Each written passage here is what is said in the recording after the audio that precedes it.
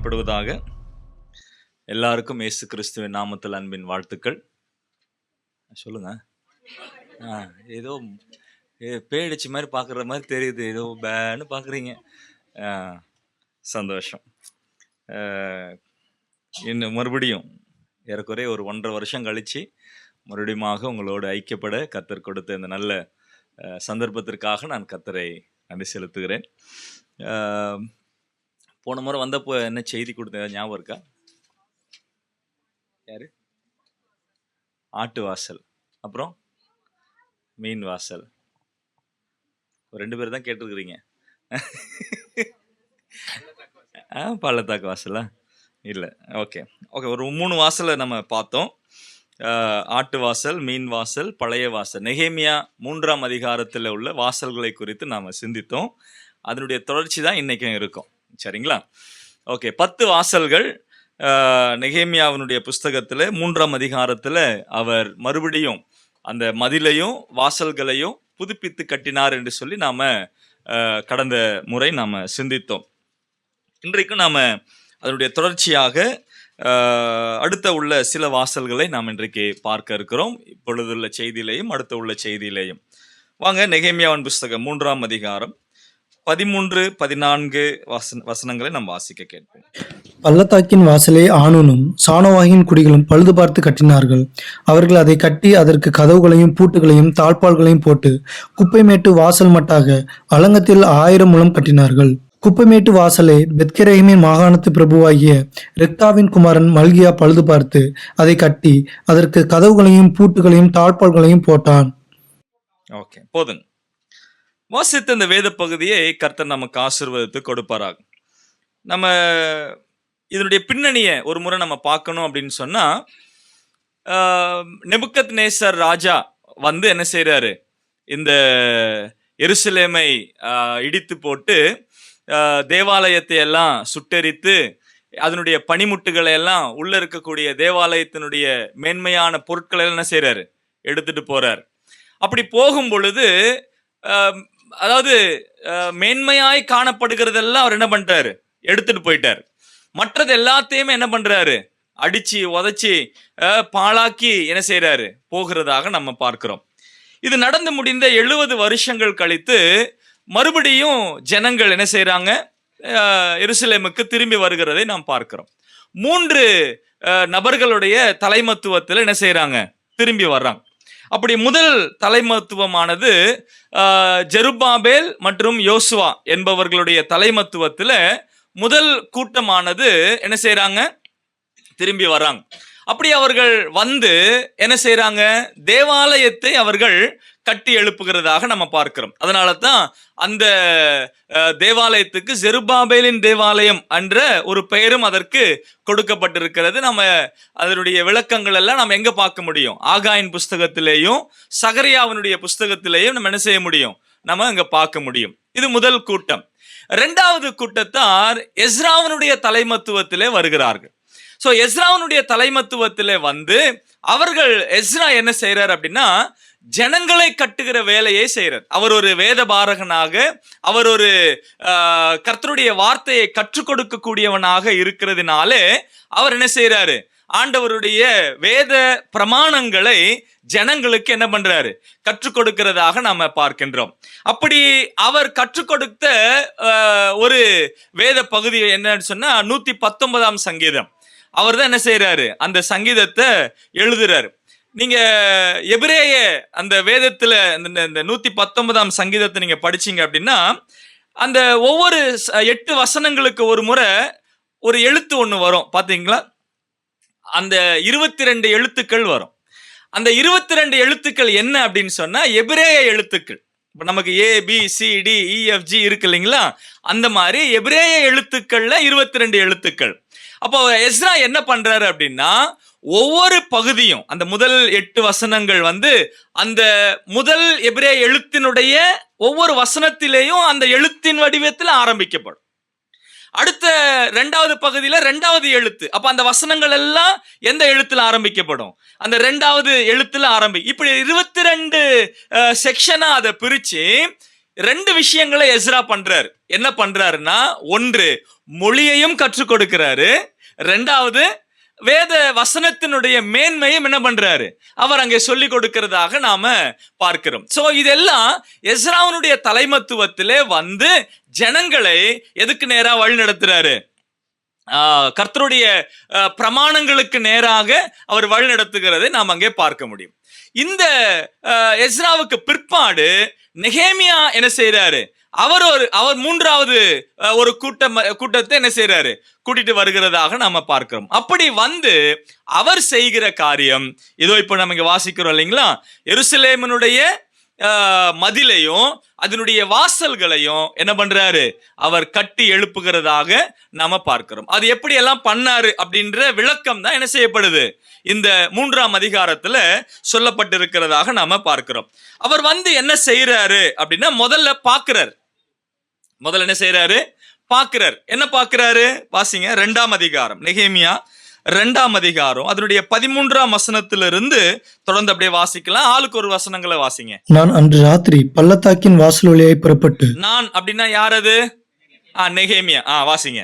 வலுசெருப்பத்துறவை கடந்து குப்பைமேட்டு வாசலுக்கு வந்து எருசலேமில் இடிந்து போன அலங்கத்தையும் அக்கினியால் சுட்டரிக்கப்பட்ட அதன் வாசல்களையும் பார்வையிட்டேன். அவ்விடத்தை விட்டு ஊரணி வாசல் அண்டைக்கும் ராஜாவின் குளத்தண்டைக்கும் போனேன்.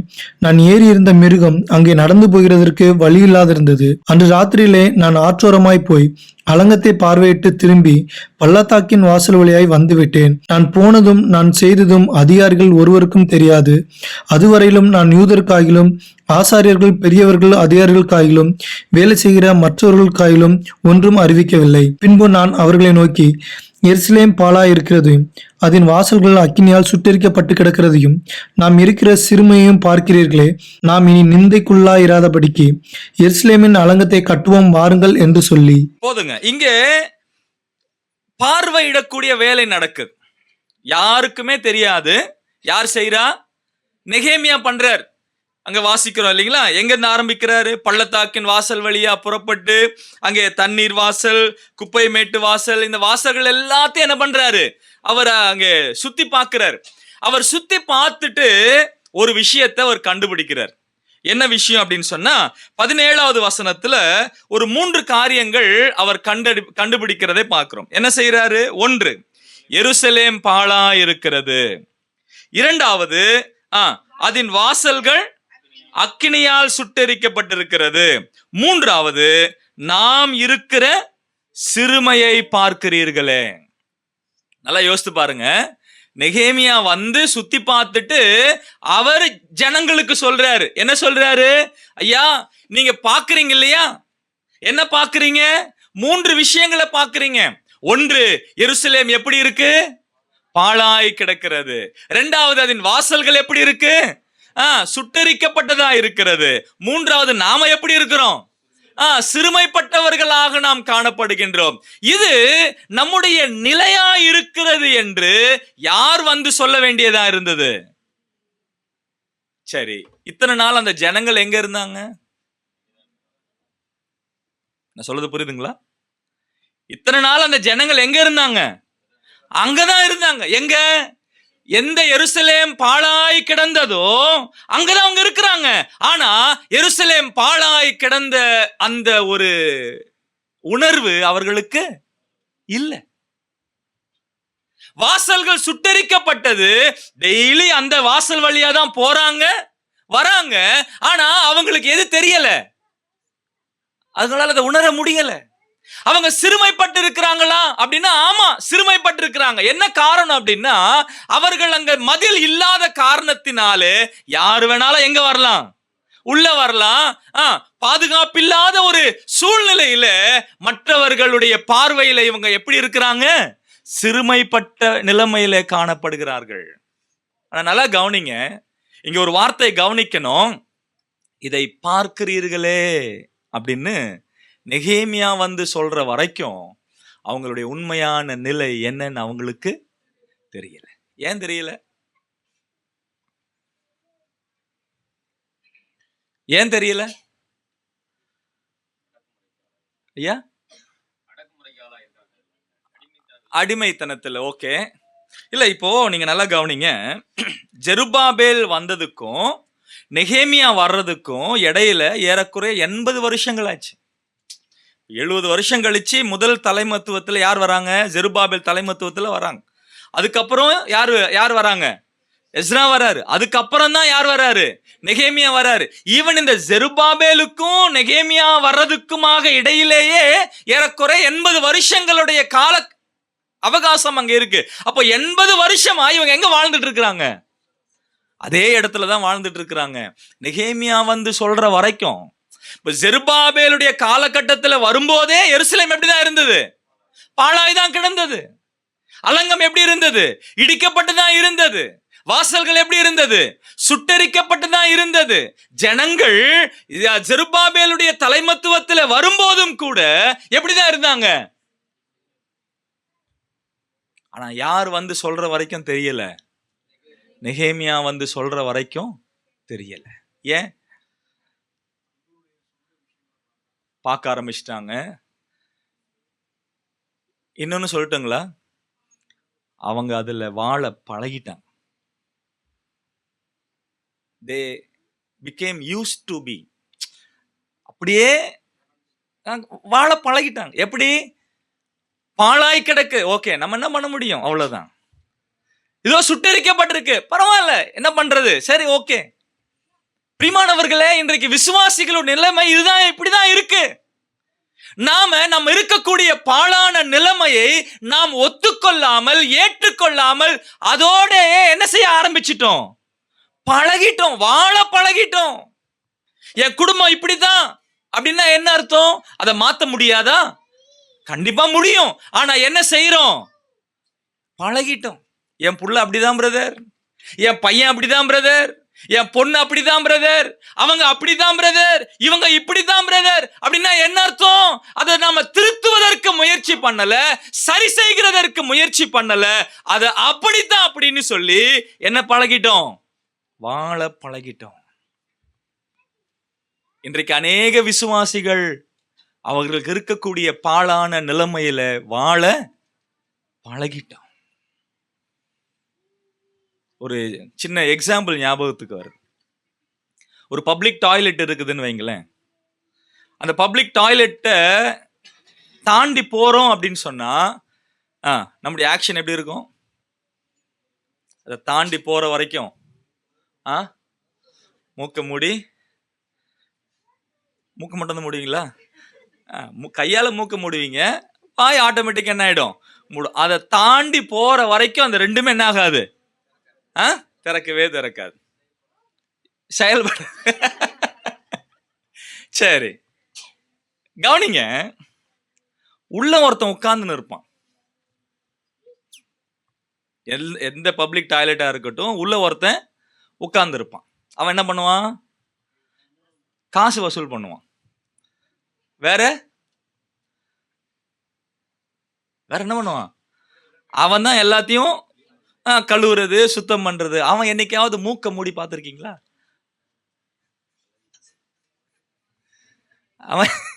அவன் என்னைக்காவது மூக்க மூடி பார்த்திருக்கீங்களா? ஏன்? பழகிடுச்சு, அவனுக்கு பழகிடுச்சு. இன்னைக்கு நிறைய விசுவாசிகளுடைய வாழ்க்கை, அவங்களுடைய துர்நாற்றம் என்னன்னு தெரியல, உங்களுடைய அசிங்கம் என்னன்னு தெரியல. நம்முடைய கிறிஸ்தவ வாழ்க்கையினுடைய அவல நிலை எப்படிப்பட்டதா இருக்கிறது என்பது இன்றைக்கு நாம் நிறைய பேர் தெரியாமலேயே இருக்கிறோம். காரணம் என்ன அப்படின்னு சொன்னா, நாம் அதுல வாழ பழகிட்டோம். நெகேமியா வந்து சொல்றாரு, இதெல்லாம் பாக்குறீங்களே, ஏதாவது உணர்வு இருக்கா? இதெல்லாம் பார்த்துட்டு இருக்கிறீங்களே, ஏதாவது ஒரு உணர்வு இருக்கிறதா உங்களுக்கு? நெகேமியா வந்து கேட்கிறாரு, வாங்க கட்டுவோம், வாங்க கட்டுவோம், வாங்க கட்டுவோம் அப்படின்னு சொல்லி அதோட விட்டுறல. என்ன சொல்றாரு 18ஆம் வசனத்துல? என் தேவனுடைய கரம் என் மேல் நன்மையா இருக்கிறது அப்படின்னா என்ன அர்த்தம்? நான் இங்க வந்ததே எதுக்காக சொல்லுங்க? நான் இதை கட்டுறதுக்கு தான் வந்திருக்கேன். ஏன்? என்ன காரணம்?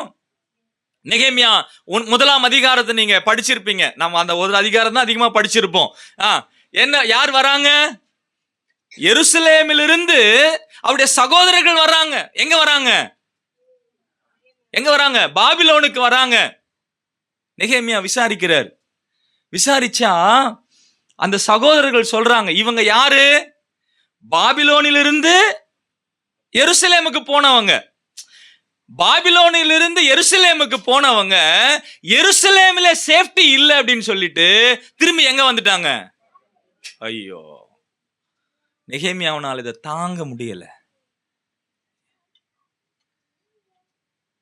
அடிமைத்தனம் வீடு எப்படி இருக்கு? சொந்த தேசத்தை விட நல்லா இருக்குது அப்படின்னு சொல்லிட்டு அடிமைத்தன வீட்டுக்கே திரும்பி வர்றாங்க. நெகேமியாவினால் அதை என்ன செய்ய முடியல? தாங்க முடியல, பொறுக்க முடியல. உட்கார்ந்து அழுவுறார். அவர் ஏன் அவ்வளவு நாள் அழுவுறதுக்கான காரணம் என்ன? இதுதான் காரணம். என் தேவனுடைய தேசம் பாழாய் கிடக்கிறது. அங்கே வாழ்ற ஜனங்க அந்த இடத்திலிருந்து எது பெஸ்ட்னு வராங்க? அடிமைத்தனத்தினுடைய தேசம் நல்லா இருக்கு, நாங்க இங்கேயே நல்லா இருக்கிறோம், அங்க இருக்கிறத விட அப்படின்னு சொல்லிட்டு அதை விட்டுட்டு திரும்பி எங்க வராங்க? பாபிலோனுக்கு திரும்பி வராங்க. அத யாரால பொறுக்க முடியல? நெகேமியாவால பொறுக்க முடியல. அழுவுறாரு. பிரியமானவர்களே, நீங்க கடைசியா உங்களுடைய பாழான நிலைமைய உணர்ந்து அழுத நாள் எது? சபையில ஏதாகிலும் ஒரு குறை இருக்கிறது, இந்த காரியம் பாழாய் கிடக்கிறது அப்படின்னு சொல்லி கர்த்தர் உங்களுடைய பார்வைக்கு கொண்டு வரும் பொழுது அதை குறித்து கர்த்தருடைய சமூகத்துல கடைசியாய் கண்ணீர் விட்டு அழுத நாள் எது? உங்க குடும்பத்தினுடைய சூழ்நிலை பாழாய் கிடக்கிறது, அதோ சுட்டரிக்கப்பட்ட அவல நிலையில இருக்கிறது என்று சொல்லி உட்கார்ந்து அழுது கர்த்தருடைய சமூகத்துல புலம்பின கடைசி நாள் எது? இன்னைக்கு விசுவாசிகள் கர்த்தருடைய சமூகத்துல உட்கார்ந்து அழுகிறதை மறந்து போயிட்டாங்க. இன்னைக்கு ஏன் சபையில ஒரு எழுப்புதல் இல்லாத நிலைமை இருக்கிறது?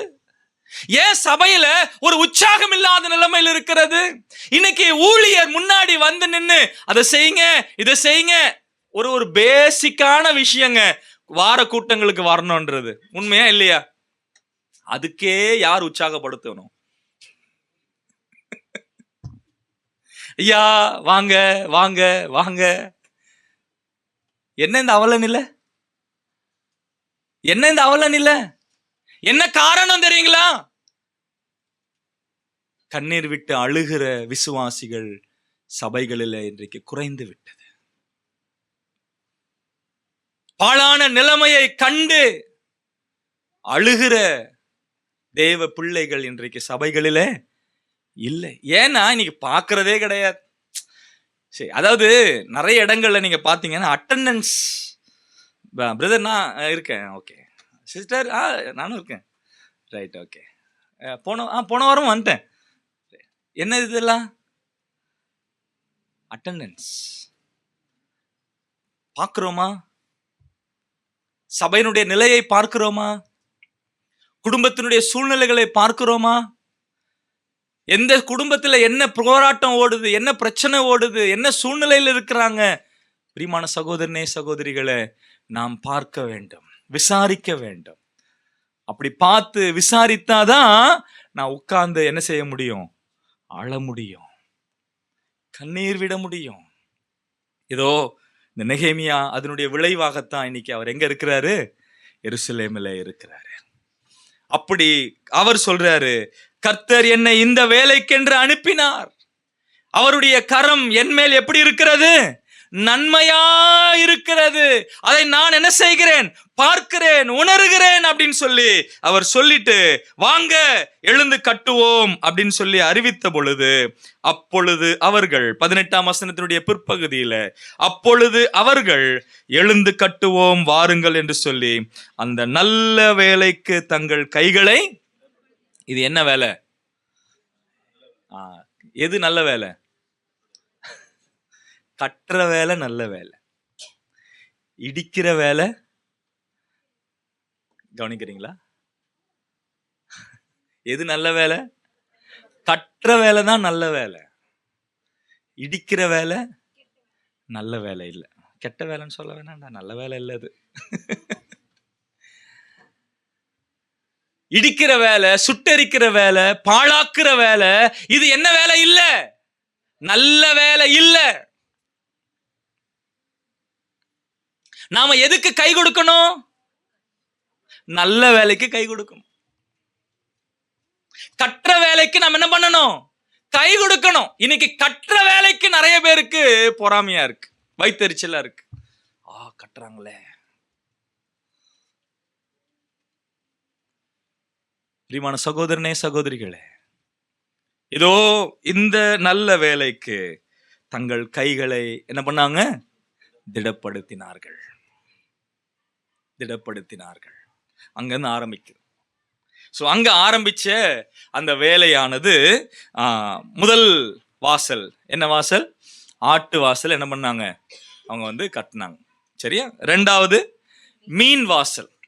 ஆட்டு வாசல் என்பது மேய்ப்பர்களுடைய வாசல் என்று சொல்லப்படுது. நம்ம ஏற்கனவே இதை படித்தோம். நீங்கள் மறுபடியும் ஒரு ஞாபகப்படுத்திக்கங்க. பாயிண்ட்ஸ் உங்களுக்கு பிறகு உங்களுக்கு கொடுக்கப்படும். நீங்கள் தயவு செய்து என்ன செய்யுங்க, பார்த்துக்கங்க. Okay, right. ஆட்டு வாசலை கட்டினாங்க. ரெண்டாவது மீன் வாசலை கட்டினாங்க. மூணாவது பழைய வாசலை கட்டினாங்க. இப்போ நாலாவது 13ஆம் வசனத்தில் பள்ளத்தாக்கின் வாசலை என்ன பண்றாங்க? கட்டினதா நாம பார்க்கின்றோம்.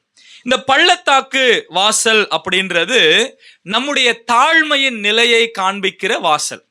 நம்முடைய தாழ்மையின் நிலையை காண்பிக்கிற வாசல் தான் இந்த பள்ளத்தாக்கின் வாசல் அப்படின்றத நாம பார்க்கிறோம். இந்த பள்ளத்தாக்கின் வாசலை யார் கட்டினது? ஆனூனும் சானோவாக்கின் குடிகளும் என்ன செஞ்சாங்க? பழுது பார்த்து கட்டினார்கள்.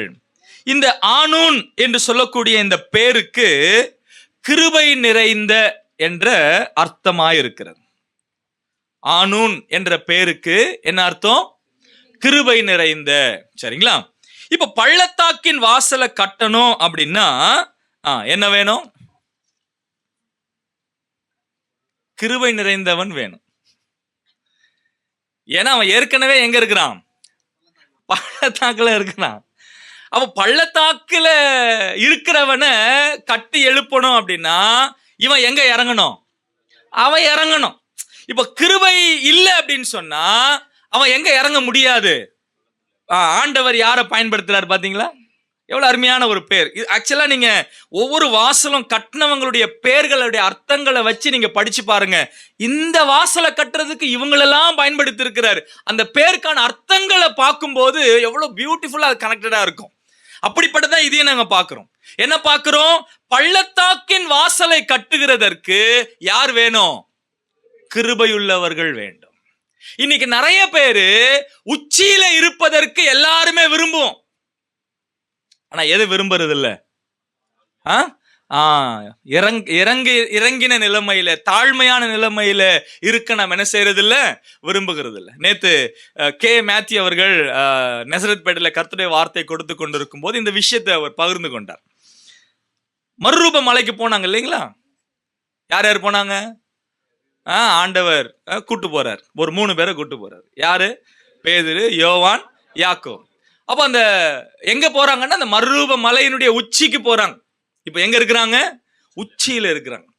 அங்க போன உடனே ஆண்டவர் மறுரூபமானார். மறுரூபமாகி யார் வராங்க? மோசேயும் எலியாவும் வராங்க. அவங்க எப்படி இருக்கிறாங்க? மறுரூப நிலையில இருக்கிறாங்க.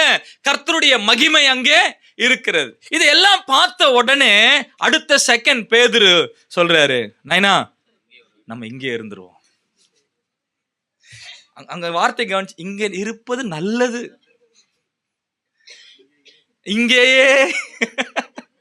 இங்கேயே இருந்துட்டா நல்லது. நல்லா கவனிங்க, எங்க இருக்கிறது நல்லது? உச்சியில. அப்ப எல்லாருமே எதான் விரும்புறோம்? உச்சியில இருக்கிறதா விரும்புறோம். ஐயா நம்ம இங்கே இருந்துருவோம். நம்முடைய வாழ்க்கையில நம்முடைய உச்சி நிலை, மகிமையின் நிலை, சந்தோஷத்தின் நிலை இல்லைங்களா, இதெல்லாம் இருக்கிறது. நம்ம என்ன நினைச்சுக்கிட்டு இருக்கிறோம்னா இப்படியே இருந்தா நல்லது. முடியுமா? முடியுமா? என்னையா 2 நாள் தான் சந்தோஷமா இருந்தேன், அடுத்த 3வது நாள் வந்துருச்சே அப்படின்னா நீங்க சரியான பாதையில போயிட்டு இருக்கிறீங்கன்னு அர்த்தம். புரியுதுங்களா? உச்சியிலே இருக்கிறது ஆண்டவர் நமக்கு வைத்த பாதை இல்ல. தாவீது ராஜா இல்லைங்களா, ராஜா, அவர் சொல்றாரு மரண இருளின் பள்ளத்தாக்கிலே நடந்தாலும், அப்படின்னா அவர் எங்க இருக்கிறாரு? மரண இருளின் பள்ளத்தாக்கு. அப்போ ராஜா சிங்காசனத்தினுடைய அனுபவமும் இருக்கிறது, பள்ளத்தாக்கினுடைய அனுபவமும் இருக்கிறது. இப்போ நம்ம கவனிச்சு பாருங்க, அவர் எங்க இருந்து ஆரம்பிச்சாரு? பள்ளத்தாக்கின் அனுபவத்துல தான் ஆரம்பிச்சாரு. கர்த்தர் எங்க கொண்டு போனாரு? சிங்காசனத்துக்கு கொண்டு போனாரு. சிங்காசனத்துக்கு போன பிறகு அங்கே உட்கார்ந்துட்டாரா? மறுபடியும் எங்க வராரு? பள்ளத்தாக்குக்கு வராரு. மறுபடியும் எங்க போறாரு? மறுபடியும் சிங்காசனத்துக்கு போறாரு. மறுபடியும் எங்க வராரு? மறுபடியும் வனாந்திரத்துக்கு போறாரு. அப்ப ஒரு விசுவாசியினுடைய வாழ்க்கை சீராக இருப்பதே கிடையாது. கண்டிப்பா என்ன உண்டு? ஏற்ற தாழ்வுகள் இருக்கிறது. இப்ப கவனிக்க வேண்டிய விஷயம் என்னன்னா, இந்த தாழ்வின் நிலையை கர்த்தர் எனக்கு அனுமதிப்பதற்கான காரணம் என்ன? என்ன காரணம்? நல்லா கவனிங்க. இந்த தாழ்வின் நிலையில நான் எப்ப போறேனோ, எப்பப்பெல்லாம் போறேனோ, அப்பெல்லாம் நான் கர்த்தருக்கு நெருங்கி போவேன். எத்தனை பேர் கவனிச்சிருக்கிறீங்க உங்க வாழ்க்கையில? உச்சி நிலையில் இருக்கும் போது இல்ல, உச்சி நிலையில் இருக்கும் போது இல்ல, தாழ்மையின் நிலையிலே நாம இறங்கி போக போகத்தான் யார் நம்மை வழிநடத்துகிறது? கர்த்தர் நம்மை வழிநடத்துகிறார். கர்த்தர் நம்மை ஆலோசனை சொல்றாரு. கர்த்தர் நம்முடைய கரம் பிடித்து என்ன பண்றாரு? கொண்டு செல்லக்கூடியவராக இருக்கின்றார். பிரியமானவர்களே, இங்க இன்னொரு பக்கத்துல நம்ம பார்க்கிறோம். அப்படி தாழ்மையின் நிலையிலே இருப்பவர்களை உச்சியிலே இருப்பவர்கள் பார்க்கும் பொழுது அவங்களை எப்படி பார்க்கணும்? இதை வாசிச்சோமே, கிருபையாய் பார்க்க வேண்டும். கிருபையாய் பார்க்கணும். கிருபைனா என்ன? அவனுக்கா? ஆமா, ஆண்டவர் சொல்றாரு அவனுக்கு தான். சார் அவனையா? ஆண்டவர் சொல்றாரு எஸ், அவனதான்.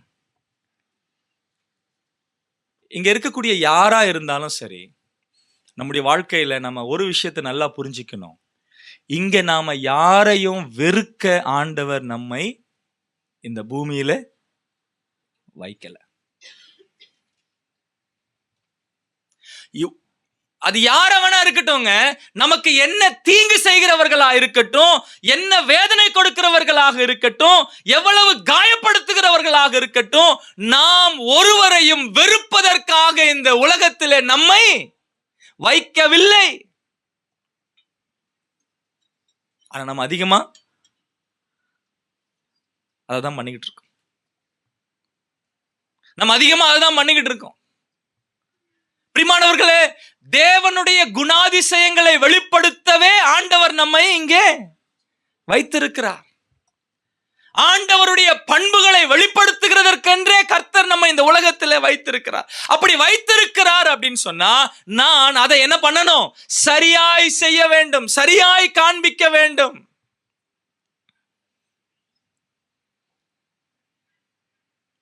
நம்ம என்ன பண்ணிக்கிட்டு இருக்கோம்?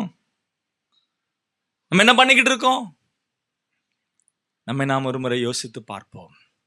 ஏதோ இந்த பள்ளத்தாக்கினுடைய வாசல் நமக்கு என்ன நினைவுபடுத்துகிறது? நம்முடைய தாழ்மையின் நிலையை காண்பிக்கிறது. இந்த தாழ்மையின் நிலை அப்படின்ற இந்த ஒரு சிந்தை எங்கிருந்து உண்டானது அப்படின்னு சொன்னா, எங்கிருந்து உண்டானது? கர்த்தராகிய இயேசு கிறிஸ்துவனுடைய குணாதிசயம். அவர் எங்க இருந்தார்? நம்ம ஆராதனை சிந்தனையில நம்ம சிந்தித்தோம், ஸ்தோத்திரம் பண்ணும்போது நம்ம அதை ஞாபகப்படுத்தினோம். அவர் எங்க இருந்தாரு? பரலோகத்தில் இருந்தார். கொரிந்தியர்ல வாசித்தோம். அவர் யாரா இருந்தாரு? ஐஸ்வர்யவானா இருந்தார். அப்போ பரலோகத்தில் இருந்தவர், ஐஸ்வர்யவானா இருந்தவர், அவர் எங்க இறங்கி வர்றாரு? வாசிக்கலாமா? பிலிப்பியர் 2ஆம் அதிகாரம் 5வது வசனம். கிறிஸ்து இயேசுவில் இருந்த சிந்தையே உங்களிலும் இருக்க கடவது. அது என்ன கிறிஸ்து இயேசுவில் இருந்த சிந்தை?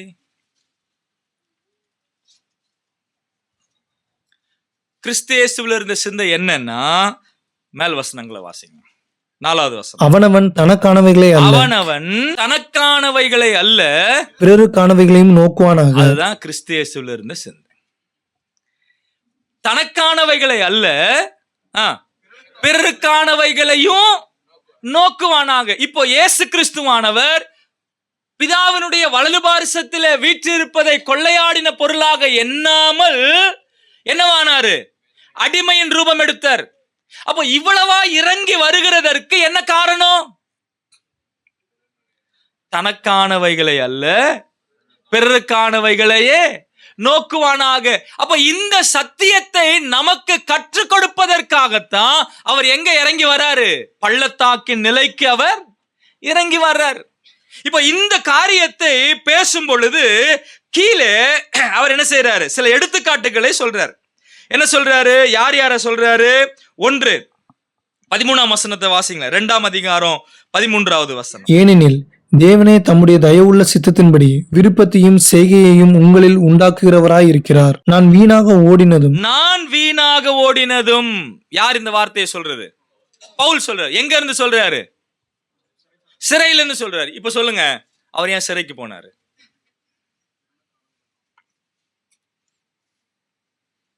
அவருக்காக இல்ல. அவர் யாருக்காக? அங்கே ஒரு வசனத்தை வாசிக்கலாமே. 1:12 பிலிப்பியர் 1:12. சகோதரரே, எனக்கு சம்பவித்தவைகள் சுவிசேஷம் பிரபலமாகும்படிக்கு ஏதுவாயிற்றென்று நீங்கள் அறிய மனதாயிருக்கிறேன். அங்கே வாசிக்கிறோம், எனக்கு சம்பவித்தவைகள் சுவிசேஷ பிரபலமாகும்படிக்கு ஏதுவாயிற்றென்று நீங்கள் அறிய மனதாயிருக்கிறேன். சுவிசேஷ பிரபலியம். இந்த பவுல் அறிவித்த சுவிசேஷம் விசேஷமான சுவிசேஷம். என்ன சுவிசேஷம்? ஸ்பெஷலான சுவிசேஷம். என்னன்னா, யூதனும் புறஜாதியானும் ஒண்ணு. அவன் வேற வேற கிடையாது. சபைக்குள்ள அவன் வரும் பொழுது அவர்கள் யாரா இருக்கிறாங்க?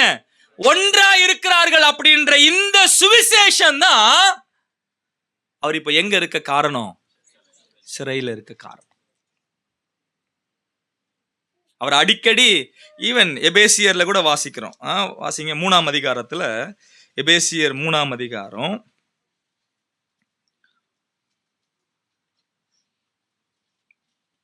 1 வசனம் வாசிங்க. இது நிமித்தம் பவுலாகிய நான் புறஜாதியாராய் இருக்கிற உங்கள் பொருட்டு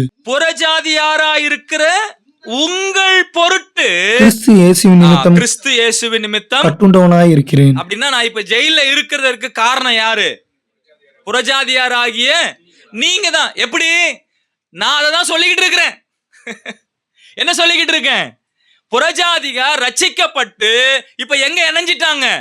சபையில இணைஞ்சிட்டாங்க. இனி யூதன் என்றும் கிரேக்கன் என்றும் இல்லை. அவங்க 2 பேருமே கர்த்தருடைய பார்வையில எப்படிப்பட்டவங்களா இருக்கிறாங்க? சமமானவர்களா இருக்கிறாங்க. இத நான் சொல்றதுக்கு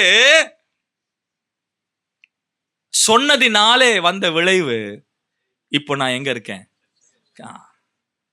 இப்ப அவர் பள்ளத்தாக்கு இறங்கிட்டாரா? பள்ளத்தாக்கு இறங்கிட்டாரா?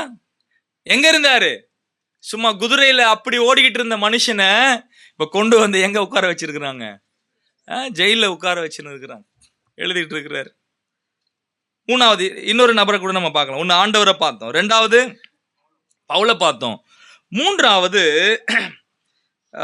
22-23 வாசிங்க. தகப்பனுக்கு பிள்ளை ஊழியம் செய்வது போல அவன் என்னுடனே கூட சுவிசேஷத்தின் நிமித்தம் ஊழியம் செய்தான் என்று அவனுடைய உத்தம குணத்தை அறிந்திருக்கிறீர்கள். தீமோத்தேயு 19ஆம் வசனத்துல வாசிக்கிறோம். தீமோத்தேயு உங்களிடத்தில் அனுப்பலாம் என்று கர்த்தராகிய இயேசுவுக்குள் நம்பி இருக்கிறேன்னு சொல்றாரு.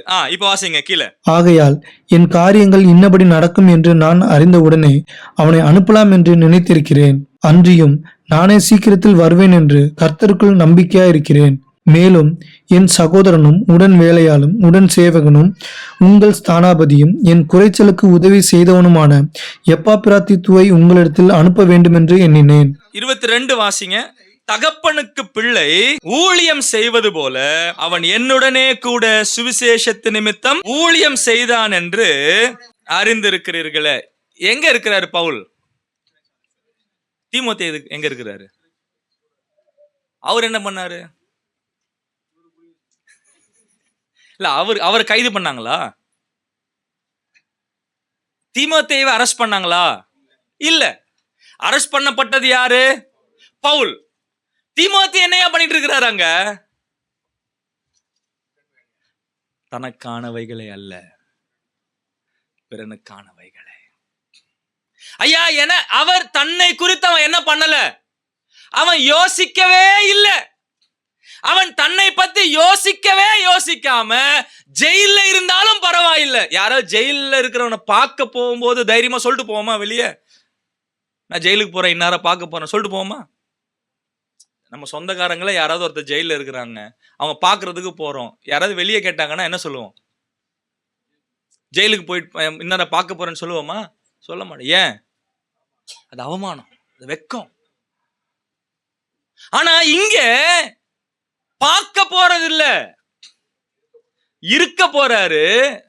மட்டுமில்ல, ஊழியம் செய்ய போனார். எதுவும் எப்படி? தகப்பனுக்கு பிள்ளை ஊழியம் செய்வது போல. தகப்பனுக்கு பிள்ளை ஊழியம் செய்வது போல அவர் என்ன செய்யறாரு?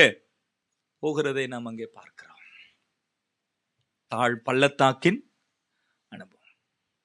இன்னொரு எக்ஸாம்பிள் கூட அந்த அதிகாரத்தில் இருக்கு, கீழே பார்க்கணும் இல்லையா? எங்க? 25வது வசனத்துல, மேலும் என் சகோதரனும் உடன் வேலையாலும் உடன் சேவகனும் உங்கள் ஸ்தானாபதியும் என் குறைச்சலுக்கு உதவி செய்தவனுமான எப்பாப்பிராத்தித்துவை உங்களிடத்தில் அனுப்ப வேண்டும் என்று எண்ணினேன். அவன் உங்கள் எல்லார் மேலும் வாஞ்சியுள்ளவனும் தான் வியாதிப்பட்டதை நீங்கள் கேள்விப்பட்டதினாலே மிகவும் வியாகுலப்படுகிறவனுமாயிருந்தான். தான் வியாதிப்பட்டதை நீங்கள் கேள்விப்பட்டதினாலே மிகவும் வியாகுலப்படுகிறவனுமாயிருந்தான்.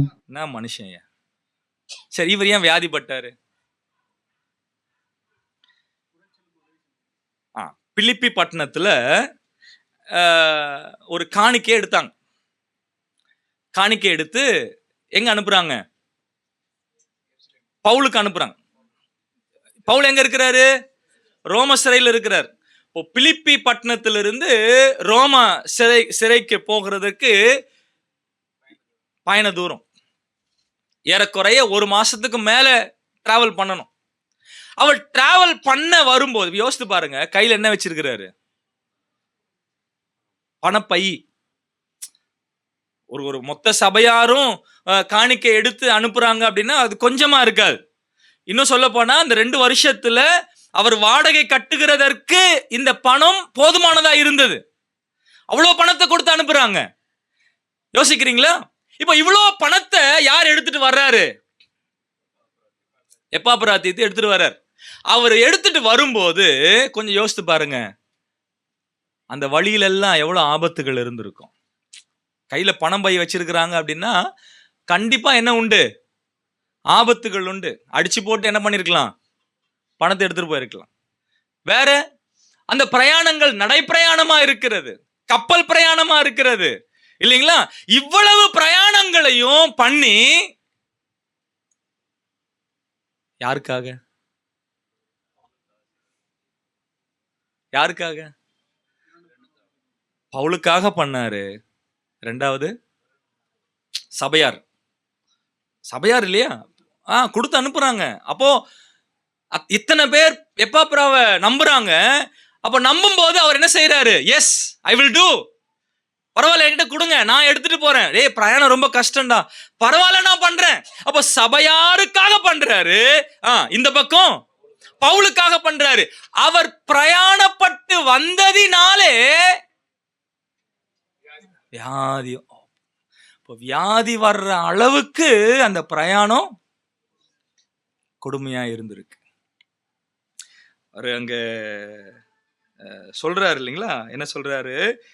27வது வசனத்துல, அவன் வியாதிப்பட்டு மரணத்திற்கு சமீபமாயிருந்தது.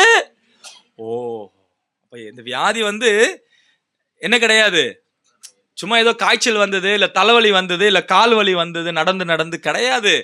எதுங்க வரைக்கும் போயிட்டான்? சாவு வரைக்கும் போயிட்டான். பள்ளத்தாக்கின் அனுபவம். தனக்கானவைகளை அல்ல, தனக்கானவைகளை அல்ல, பிறருக்கானவைகளையும் நோக்குவானாக. கிறிஸ்து இயேசுவில் இருந்த இந்த சிந்தையே உங்களிலும் இருக்க கடவது. பவுல் ஜெயில இருக்கிறாரு இந்த சிந்தை நிமித்தமாக. தீமோத்தி ஜெயில இருக்கிறாரு இந்த சிந்தை நிமித்தமாக. எப்பாப்ரா வியாதி, மரணத்துக்கு ஏதுவான வியாதி உள்ளவனாய் மாறினான். என்ன காரணம்? கிறிஸ்து இயேசுவில் இருந்த இந்த சிந்தை நிமித்தமாக. ஒருவேளை நம்மளிடத்துல யாராவது கேட்டாங்கன்னா, மற்றவங்களுக்காக நீ என்ன ஆன, ஏதாவது இழந்தியா அப்படின்னு நம்ம இடத்துல யாராவது கேட்டாங்கன்னா, நம்ம கிட்ட சொல்றதுக்கு என்ன ஸ்டோரி இருக்கு? ஏதாவது சபை விசுவாசிகளுக்காக, தேவ பிள்ளைகளுக்காக, ஊழியர்களுக்காக, தேவனுடைய மனிதர்களுக்காக நான் இழக்க இந்த காரணம், இந்த விஷயங்கள் இருக்கிறது அப்படின்னு சொல்லி நாம் சொல்லுகிறதற்கு ஏதாவது இருக்கா? நான் நஷ்டப்படாம இருந்தா நல்லது அப்படின்னு பார்த்துக்கிட்டு இருக்கோம். நான் நஷ்டப்படக்கூடாது, என் மரியாதை போகக்கூடாது, ஏன் என்னுடைய அந்தஸ்து போகக்கூடாது, என்னுடைய பணம் போகக்கூடாது.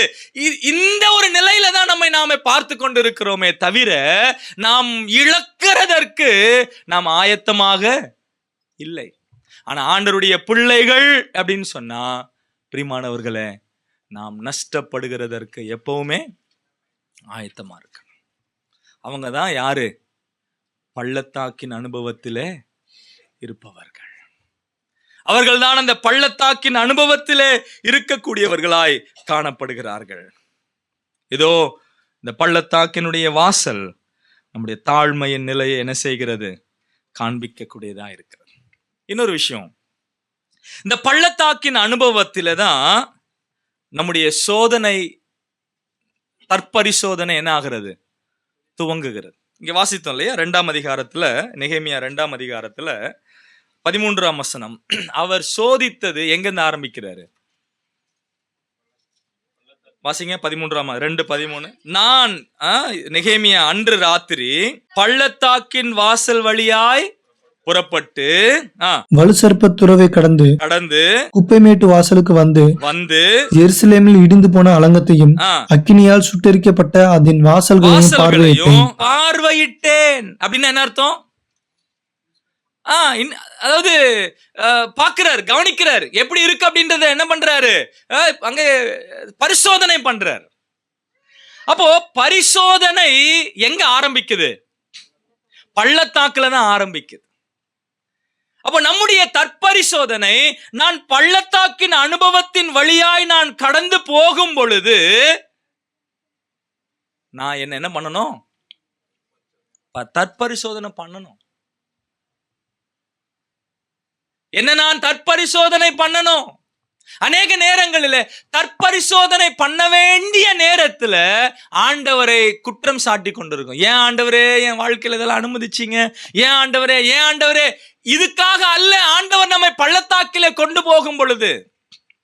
கொஞ்சம் யோசித்து பாருங்களேன்.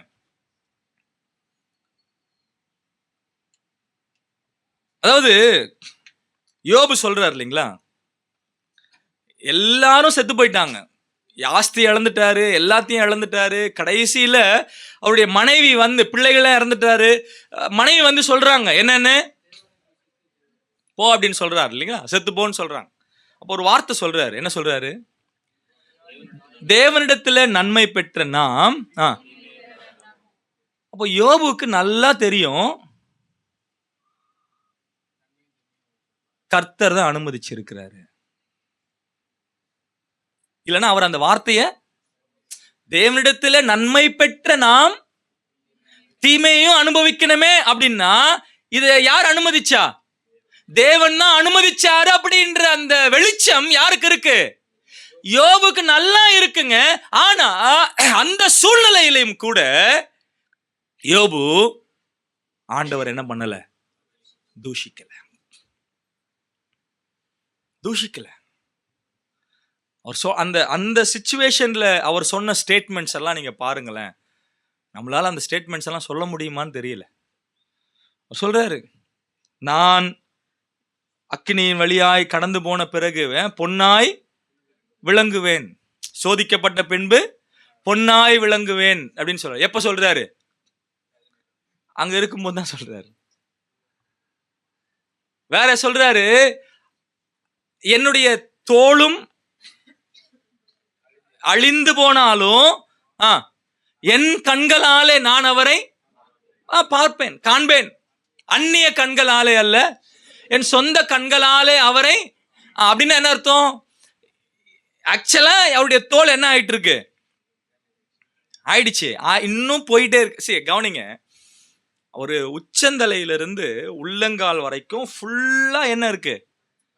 அந்த நம்ம பாஷையில சொல்லணும்னா புண்ணு கட்டி வந்து வெடிக்குது. அது என்னவா ஆகுது? புண்ணாயிடுது. உங்களுக்கு புரியுற மாதிரி நான் சொல்றேன். கட்டி வருது, வெடிக்குது, புண்ணாகுது. இது எங்கெல்லாம் நடக்குது?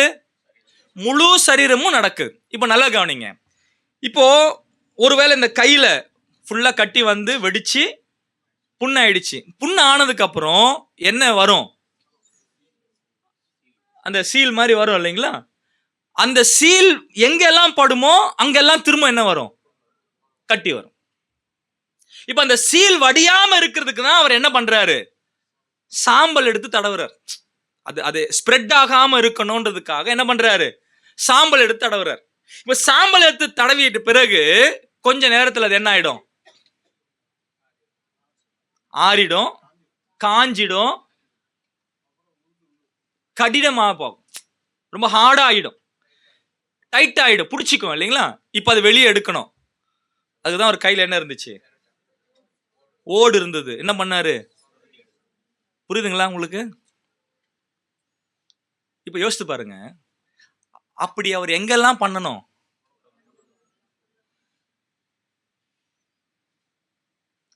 அவரால் நிக்க முடியாதுங்க, ரொம்ப நேரம் நிக்க முடியாது, உள்ளங்கால்ல இருக்கு.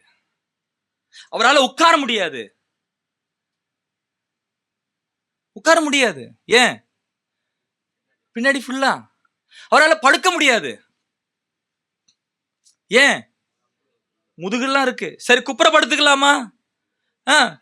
முன்னாடியும் இருக்கு. கொஞ்ச நேரம் அவர் கையை இப்படி மடிச்சாரு அப்படின்னா இந்த ரெண்டு இடமும் என்ன ஆயிடும்? ஒட்டிக்கும்.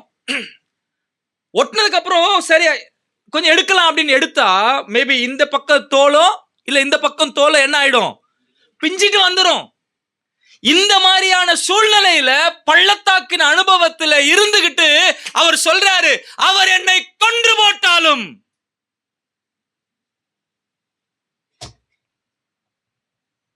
நான் அவர் மேல் நம்பிக்கையா இருப்பேன். பள்ளத்தாக்கின் அனுபவத்துல தாங்க நம்முடைய உண்மையான கலர் என்னன்னு தெரியுங்க. நம்முடைய உண்மையான நிறம் என்னன்றது அந்த பள்ளத்தாக்கின் அனுபவத்தில் போகும் பொழுதுதான் தெரியும். நான் ஆண்டவர் எவ்வளவு அறிந்து இருக்கிறேன், நான் ஆண்டவருக்கு எவ்வளவு நெருங்கி இருக்கிறேன், அவரை எவ்வளவாய் நான் சார்ந்து இருக்கிறேன் என்பது இந்த பள்ளத்தாக்கின் அனுபவம் தான் என்னை கொண்டு செல்லுகிறது, தெரிய வைக்கிறது. ஆனா அநேக நேரங்களில இந்த பள்ளத்தாக்கின் அனுபவங்கள், நீங்க சங்கீதங்களை வாசிச்சு பாருங்களேன். எல்லா சங்கீதங்கள்ல பெரும்பாலான சங்கீதங்கள் தாவீது எழுதினது எங்க இருந்து எழுதினாரு? பெரும்பாலான சங்கீதங்கள் அவருடைய பள்ளத்தாக்கின் அனுபவங்களிலே வந்ததுதான். எனக்கு ரொம்ப ஒரு பிடிச்ச ஒரு சங்கீதம், சங்கீதம்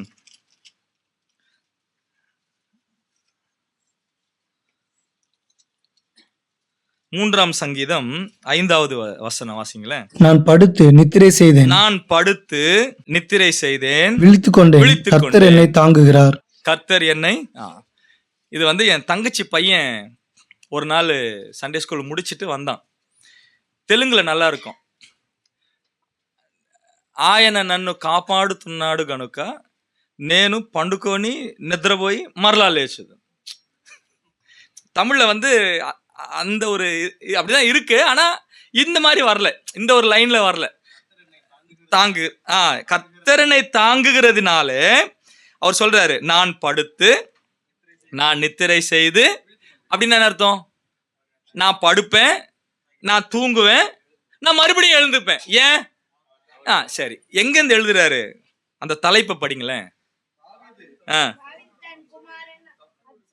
அப்சலோமுக்கு தப்பி ஓடி போகையில் அப்படின்னா எங்க இருக்கிறாரு?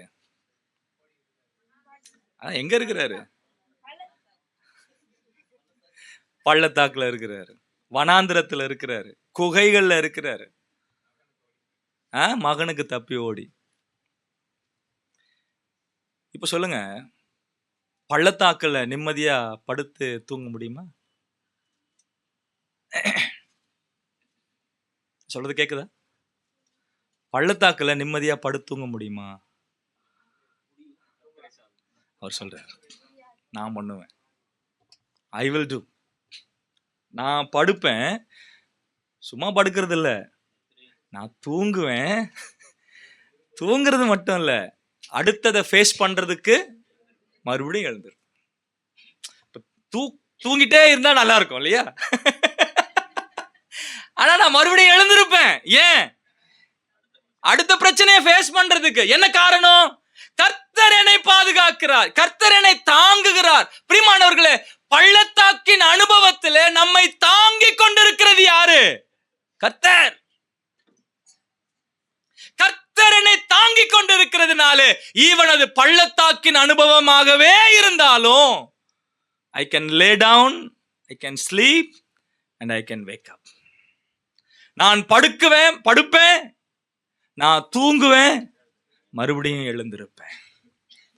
அது வனாந்தரமா இருக்கட்டும், அது குகைகளாக இருக்கட்டும், அது பள்ளத்தாக்கா இருக்கட்டும், நான் படுப்பேன், நான் தூங்குவேன், நான் மறுபடியும் எழுந்திருப்பேன். அப்ப அந்த பள்ளத்தாக்கின் அனுபவங்களில் போகும்போதுதான் நான் யாரு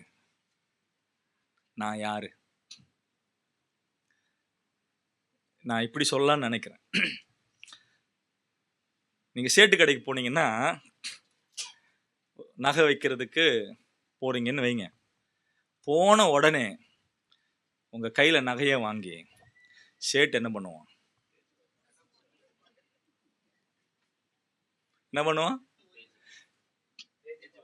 ஏன்? சொரண்டுனாதான் தரம் தெரியும். அண்ணன் சொன்னாரு பாருங்க, சொரண்டுனாதான் தரம் தெரியும். அப்ப நம்மளை சொரண்டுற வரைக்கும் நான் யாருன்னு தெரியாது. ஆனா சொரண்டும் போது நாம் என்ன பண்றோம்? புலம்புறோம், கோவப்படுறோம், வெறுப்ப காட்டுறோம், பகைய காட்டுறோம், கேள்வி கேட்கிறோம்.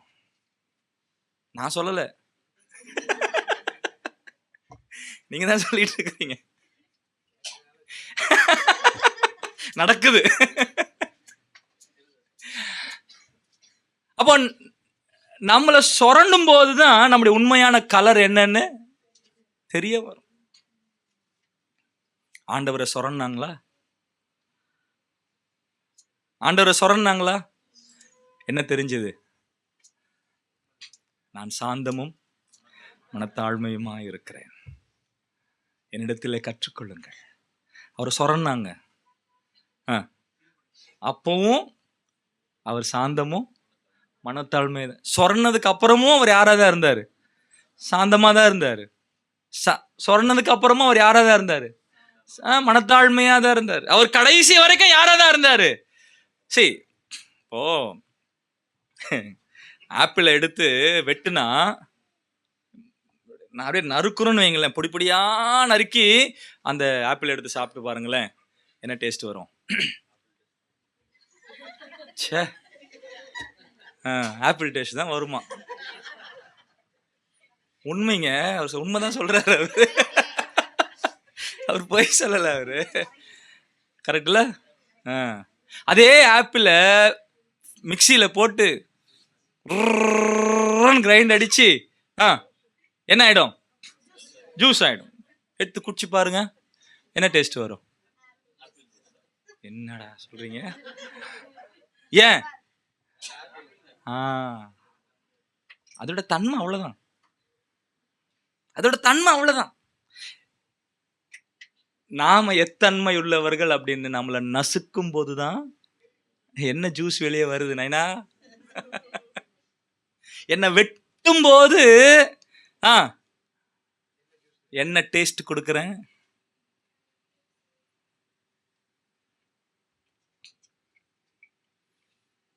பள்ளத்தாக்கின் அனுபவத்தில் நான் போகும்போதுதான் அது தெரியும். நான் எந்த கலர்ல இருக்கேன், எந்த டேஸ்டா இருக்கேன், நான் யாரு, என்னுடைய உண்மையான நிறம் என்ன, என்னுடைய உண்மையான காரியம் என்ன. நான் இதை யோசிக்கும் போது நான் இப்படி யோசிச்சேன். இப்போ எக்ஸாம் எல்லாம் வைக்கிறாங்க, நிறைய டீச்சர்ஸ் ப்ரொஃபஸர்ஸ் எல்லாம் இருக்கிறீங்க இங்க. எக்ஸாம்ஸ் எல்லாம் இருக்குது இல்லையா? இன்னைக்கு எக்ஸாம் இருக்கு. சரி, ஓகே. இப்போ ஃபஸ்ட் ஸ்டாண்டர்டு பையனை ஸ்கூலில் சேர்த்துட்டோன்னு வைங்களேன். சரி, எல்கேஜியில் சேர்க்குறோம். இப்போ இந்த எல்கேஜியில் ஸ்கூலில் சேர்த்த உடனே அவங்களுக்கு எக்ஸாம் வைப்பாங்களா? எல்கேஜியில் எக்ஸாம் வைப்பாங்களா?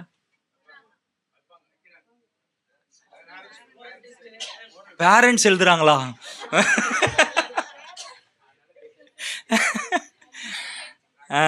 சரி. எல்கேஜியில் எக்ஸாம் உண்டா? உண்டு. ஓரல் டெஸ்ட் இருக்கு. ஓகேவா? சரி, அதில் பாஸ் ஆகணும். பாஸ் ஆனதுக்கப்புறம் அதான் என்னது, யூகேஜி. நீ படிச்சிருக்கியா? யூகேஜி படிச்சேடா? படித்தேன். ஓகே, சரி. அதில் எக்ஸாம் இருக்கா? அதுலேயும் இருக்கு பாரு. ஆமாம், என் பையன் யூகேஜி படிச்சுட்டு இருக்கான். அங்கே சார் சொல்கிறாங்க, ஒரு 3 நாள் ஊழியத்துக்காக லீவ். பையனோட நாங்கள் சிலபஸ் கவர் பண்ண வேண்டியதாக இருக்குது. நீங்கள் என்னது யூகேஜியில் சிலபஸா? ஏய், என்ன சொல்லி கொடுக்குறீங்க? அதே ஏபிசிடி தானே. மிஞ்சி போனால் ஏ ஃபார் ஆப்பிள் சொல்லி கொடுத்துருப்பாங்க. சிலபஸ் கவர் பண்ண முடியல. சரி சரி, ஓகே, நல்லா இருக்கு. அப்போ யூகேஜியில் என்ன இருக்கு? எக்ஸாம் இருக்கு, சிலபஸ் இருக்கு, அதுக்குண்டான எக்ஸாம் இருக்கு. இப்போ எல்கேஜியிலிருந்து யூகேஜிக்கு வந்தான் இல்லையா? எல்கேஜியை விட யூகேஜி ஈஸியா இருக்குமா, கஷ்டமா இருக்குமா?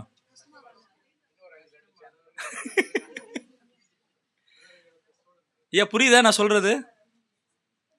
சரி, கஷ்டப்பட்டு அது இதெல்லாம் படிச்சு ஃபர்ஸ்ட் ஸ்டாண்டர்டுக்கு வந்தாச்சு. இப்போ ஃபர்ஸ்ட் ஸ்டாண்டர்டில் முதல்ல ஓரல் தான் இருந்துச்சு எல்கேஜி யூகேஜியில். ஃபர்ஸ்ட் ஸ்டாண்டர்டுக்கு வந்ததுக்கப்புறம் இப்போ எக்ஸாம் 3ஆ பிரிஞ்சிச்சு. என்னது? Quarterly exam, half yearly exam, annual exam. நல்லா எழுதிருக்கிறான் போல இருக்குது. 3ஆ பிரிச்சுட்டாங்க. சரி, குவார்டர்லி எழுதியாச்சு, பாஸ் பண்ணியாச்சு. பாடா அப்படின்னு ஒரு மாதம் ஸ்கூலுக்கு போன உடனே அடுத்த டைம் டேபிள் வருது. என்னது? Half yearly exam. ஏய், இப்போதானடா குவார்டர்லி எழுதுன. ஹாஃப் இயர்லி எழுதுனா சரி, குவார்டர்லி எழுதுனது விட்டுருவாங்களா? நைனா முடியாது. அதையும் சேர்த்து இப்போ புதுசாக படிச்சது எல்லாத்தையும் சேர்த்து என்ன எழுதணும்? ஹாஃப் இயர்லி எழுதணும். சரி, அதை முடிச்சாச்சு. இன்னொரு 4 மாசத்துல என்ன வந்துடும்? இப்போதானடா அரையாண்டு எழுதுன. முடியுமா? ஃபுல்லாக எழுதி ஆகணும். சரி, ஃபர்ஸ்ட் ஸ்டாண்டர்ட் பாஸ் பண்ணியாச்சு, செகண்ட் ஸ்டாண்டர்ட் போயாச்சு அப்படின்னு சொல்லி தேர்றதுக்குள்ள 2 மாசம் தான் ஸ்கூலுக்கு போயிருப்பான். என்ன வரும்? மறுபடியும் எக்ஸாம். என்னடா எப்பதான்டா இந்த எக்ஸாம் தீரும்? சொல்லுங்க, எப்போ தீரும்?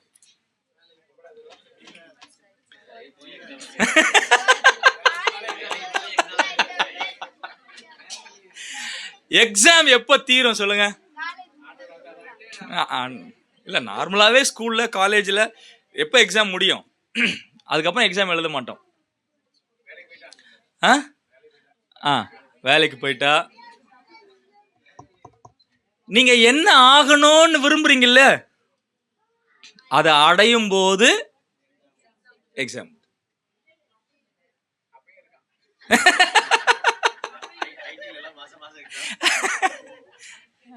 அந்த ஃபீல்டு நமக்கு வேண்டாம். இப்ப நீங்க டாக்டர் ஆகணும்னு நினைச்சீங்க, எது வரைக்கும் எக்ஸாம் எழுதுவீங்க? டாக்டர் ஆகிற வரைக்கும் என்ன உண்டு? எக்ஸாம் உண்டு. போலீஸ் ஆகணும்னு நினைக்கிறீங்க, டிஐஜி ஆகணும்னு நினைக்கிறீங்க, அது வரைக்கும் எக்ஸாம். கலெக்டர் ஆகணும்னு நினைக்கிறீங்க, அது வரைக்கும் என்ன உண்டு? எக்ஸாம் உண்டு. சொல்றது புரியுதுங்களா? இப்போ நமக்கு எது வரைக்கும் எக்ஸாம்? விசுவாசியா? அதுதான் ஏன் தெரிய மாட்டேங்குது. நமக்கு எக்ஸாம் எப்ப முடியும்? அதான் எப்ப முடியும்? நம்முடைய டார்கெட் என்ன? கிறிஸ்துவை போல மாறுறது தான் ஒரு விசுவாசியினுடைய இலக்கு. இப்ப சொல்லுங்க, நம்ம எக்ஸாம் எப்ப முடியும்? அவருடைய சாயலுக்கு ஒப்பாய் மாறுற வரைக்கும் இந்த பள்ளத்தாக்கின் அனுபவங்கள் நமக்கு வந்துகிட்டே தான் இருக்கு. அது மாறவே மாறாது. ஒன்றன் பின் ஒன்று. இப்போ முதல்ல வந்ததை விட அதிகமா தான் இருக்குமே, கஷ்டமா தான் இருக்கும், கடினமா தான் இருக்கும். இப்போ கடினமா இருக்குதுன்னா உங்களுடைய தரம் ஏறிச்சுன்னு அர்த்தம். போன வாரம் தான் இதுல இருந்து வெளியே வந்தேன், இப்போவே இவ்வளவா அப்படின்னா ஆமா. ஏன்? உங்களுடைய தரம் உயர்ந்து இருக்கிறது. அப்ப நீங்க எப்ப எல்லாம் எக்ஸாம் பாஸ் ஆகுறீங்களோ, பாஸ் ஆகும் போதெல்லாம் அடுத்த கட்டத்துக்கு போறீங்கன்னு அர்த்தம். அப்ப நம்முடைய வாழ்க்கையில பள்ளத்தாக்கின் அனுபவங்கள் வரும்போதெல்லாம் நம்ம யோசிக்க வேண்டிய ஒரு காரியம், கர்த்தர் என்ன அடுத்த படிக்கு கொண்டு போகிறார், அடுத்த கட்டத்துக்கு என்ன செய்யறாரு? கொண்டு போகிறார். அப்ப அந்த கட்டத்துக்கு நேரா என்னை கொண்டு போகிறதற்காக பள்ளத்தாக்கின் அனுபவங்களை அங்க இன்னொரு வார்த்தையை படிச்சோம் இல்லையா? நெகேமியா 3ஆம் அதிகாரம். ஆனூன் கட்டுறாரு, இன்னொருத்தரும் கட்டுறாங்க. யாரு? சானோவாக்கின் குடிகள். சானோவாக் அப்படின்னா எரிந்து விடுங்கள் அல்லது தூக்கி போடுங்கள் அப்படின்னு அர்த்தம். காஸ்ட் ஆஃப் அப்படின்ற அர்த்தம் உள்ள ஒரு பேர் தான் அந்த சானோவா அப்படின்ற அந்த பேருக்கான அர்த்தம். அப்படின்னு என்ன அர்த்தம்? போட்டுருங்க. இதே வார்த்தையை தான் எங்க வாசிக்கிறோம்? உங்களுடைய கவலைகளை எல்லாம் அவர் மேல். ஆக்சுவலா நமக்கு தமிழ்ல வைத்து விடுங்கள் அப்படின்னு இருக்கு. ஆக்சுவலா அப்படி கிடையாது. வைத்து விடுங்கள் அப்படின்றத விட தள்ளி விடுங்கள். அதாவது இப்போ வேகமா ஒரு கல்லு வந்துகிட்டே இருக்கும்போது டைவர்ட் பண்ணுவோம் இல்லைங்களா, இப்படி திருப்பி விடுவோம்ல, அந்த மாதிரி நமக்கு வருகிற எந்த கவலையா இருந்தாலும் உங்க மண்டைக்கு ஏத்துக்காம அவர் மேல் தள்ளி விடுங்கள். இப்போ பள்ளத்தாக்கின் அனுபவத்துல நம்ம போகும்போது இப்ப சொல்லுங்க, நாம செய்ய வேண்டியது என்ன? தள்ளி விட்டுரு. சின்ன எக்ஸாம்பிள் சொல்லி நான் முடிக்கிறேனே, இதை முடிக்கிறேன். இன்னொரு மெசேஜ் இருக்கு. ஆபிரகாம ஈசாக்க என்ன செய்யறாரு? பலி கேட்கிறார் இல்லையா? ஐ திங்க் நான் இது ஏற்கனவே சொல்லியிருக்கேன்னு நினைக்கிறேன், திரும்ப சொல்றேன், ஒன்றும் தப்பு கிடையாது. நீங்க எப்படி உங்க ஞாபகத்து இருக்காது. ஆபிரகாம ஆண்டவர் யார கேட்கிறாரு? ஈசாக்க கேட்கிறார். சரி, ஈசாக்கு பலி செலுத்தினாரா? செலுத்தினாருன்னு இருக்குடா பைபிள்ல, எபிரேயர்ல இருக்கு. சரியா? இருக்குடா. நல்லது. சரி, ஆபிரகாம் ஈசாக்கை பலி செலுத்த காரணம் என்ன? ஓகே, ஒண்ணு விசுவாசம், தேவனுடைய சித்தமா இருக்கு. இல்ல, அந்த தைரியம் அவருக்கு எப்படி வந்தது? திரும்பவும் உயிரோட. ஆபிரகாம் என்ன சொல்றாரு தெரியுங்களா? ஆண்டவரே, இது ஏன் பிரச்சனை இல்லை, ஓம் பிரச்சனை இல்லையா? ஆமா, நீங்க தான் சொல்லியிருக்கீங்க இவன் மூலமாதான், ஈசாக்கின் வழியாதான் உங்களுக்கு என்ன உண்டாகும்? சந்ததிகள். அப்போ இவன் வழியாதான் என்ன வரணும்? என் தலைமுறையே வரணும். இப்ப அவனை நீங்க என்ன பண்றீங்க? பலி கேட்கிறீங்க. இப்ப பலி கேட்கிறீங்க அப்படின்னு சொன்னா நான் கொடுத்துருவேன். அதை நான் திருப்பி கேட்பேன், என்னன்னு கேட்பேன், ஆண்டவரே இவன் மூலமா தான் சந்ததி வரும்னு சொல்லி சொன்னீங்களே, அவனையே கேட்டீங்க, நான் கொடுத்துட்டேன், இப்போ நான் என்ன பண்றது? இப்போ பிரச்சனை யாருது? எந்த இல்லை. இதுதான் கவலையை அவர் மேல தூக்கி போடுறது, அவர் மேலேயே போறது. நம்ம போடுறோமா? நம்ம நம்மளே வச்சுக்கிட்டோம். ஆண்டவர் நம்மிடத்தில் ஏதாவது கேட்கும்போது, பள்ளத்தாக்கின் அனுபவத்தில் போகும்போது, ஆபிரகாமுடைய அந்த பள்ளத்தாக்கின் அனுபவம் எவ்வளோ இல்லைங்களா? நான் நல்லா கவனிங்க, அவன் பள்ளத்தாக்கின் வழியாய் எங்க ஏறி போறாரு? மேலே ஏறி போறார். அப்ப அந்த பள்ளத்தாக்கின் வழியாதான் எங்க போயாகணும்? ஆண்டவர் பள்ளத்தாக்கின் வழியாதான் மேலே போனார். எங்க போனாரு? பிதாவினுடைய வலது பார்சத்துல. எபிரேயர் 12ஆம் அதிகாரத்துல வாசிக்கிறோம் இல்லையா? தமக்கு முன் வைத்திருந்த சந்தோஷத்தின் பொருட்டு அவமானத்தை எண்ணாமல் சிலுவையை சகித்து எங்க ஏறி போனாரு? உச்சிக்கு ஏறி போனார். பள்ளத்தாக்கின் வழியா போனாதான் எங்க என்ன உண்டு? உச்சி உண்டு. அப்ப நம்முடைய வாழ்க்கையில பள்ளத்தாக்கின் அனுபவங்கள் வரும் பொழுது நாம என்ன செய்யறோம்? நம்ம என்ன பண்றோம்? நம்ம என்ன ஒருமுறை யோசித்து பார்ப்போம். சரிங்களா? தொடர்ந்து நம்ம படிக்கலாம். தேவன் தாம் இந்த வார்த்தை நமக்கு ஆசீர்வதிப்பார். ஜெபிக்கலாம். அன்புள்ள என்னுடைய நல்ல ஆண்டவரே, இந்த வேலைக்காக உம்மை துதிக்கிறோம். உம்முடைய பரிசுத்த குமாரனாகிய இயேசு கிறிஸ்துவின் மூலமாக ஒரு விஷயங்களை தாழ்த்துகிறோம். உம்முடைய மகனோடு கூட நீர் பேசினீர். பள்ளத்தாக்கிய அனுபவம் ஒவ்வொரு விசுவாச வாழ்க்கையிலே எத்தனை முக்கியமானது. அதன் வழியாக நாங்கள் கடந்து அவரை போல நாங்கள் மாற வேண்டும் என்று சொல்லி எங்களோடு கூட பேசின வார்த்தைகளுக்காக நன்றியோடுமை துதிக்கிறோம். அநேக வேளையிலே நாங்கள் இந்த அனுபவத்துக்குள்ளாய் கடந்து வரும்போது ஆண்டவரை நாங்கள் முறுமுறுக்கிறவர்களாய் தேவனை விட்டு விலகி போகிற அனுபவம் தான் எங்களுடைய வாழ்க்கையிலே இருந்து கொண்டிருக்கிறது. நீங்களுக்கு ஒரு எச்சரிப்பின் வார்த்தையை தந்திருக்கிறேன்.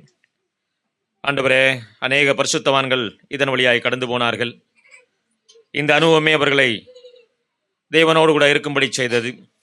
நாங்களும் ஆண்டவரே, பள்ளத்தாக்கின் அனுபவம் எங்களுடைய வாழ்க்கையில் வரும்போது நாங்களும் இன்னும் பொன்னை போல ஜொலிக்கிறவர்களாக அதனூடாய் நாங்கள் கடந்து போய் தேவனோடு கூட அவரை போல மறுரூபமாக்கப்பட்டு கர்த்தாவே அவரோடு கூட இருப்போம் என்ற நம்பிக்கையை எங்களுடைய வாழ்க்கையில நீ விதைத்திருக்கிறதற்காக உம்மை துதிக்கிறோம். உம்முடைய மகனை கொண்டு எங்களோடு பேசினதற்காக ஸ்தோத்திரம் செலுத்துகிறோம். ஆண்டவரே, நெகமியாவுடைய புஸ்தகத்திலிருந்து எங்களுக்கு கற்றுக் கொடுக்கிற சத்தியத்திற்காக நமக்கு நன்றி செலுத்துகிறோம். உம்முடைய மகனை வல்லமையாக எங்களுக்கு பயன்படுத்தி அநேக சத்தியத்தின் மூலமாக எங்களோடு கூட எங்களுக்கு உணர்த்தினதற்காக நன்றி செலுத்துகிறோம். உம்முடைய கிருபையும் உம்முடைய தயவும் எங்களோடு கூட எங்களை தாங்கினதற்காக, தப்பிவிட்டதற்காக, இம்மட்டுமாக எங்களை நடத்தினதற்காக நன்றி செலுத்தி ஆண்டவரே, தொடர்ந்து வருகிற செய்தியிலும் எங்களோடு பேச வேண்டும் என்று ஜெபிக்கிறோம். எல்லா துதிக்கிற மகிமையாவற்றையும் செலுத்தி இயேசு கிறிஸ்துவின் நாமத்தில் வேண்டுகிறோம், ஜீவனுள்ள பிதாவே, ஆமென்.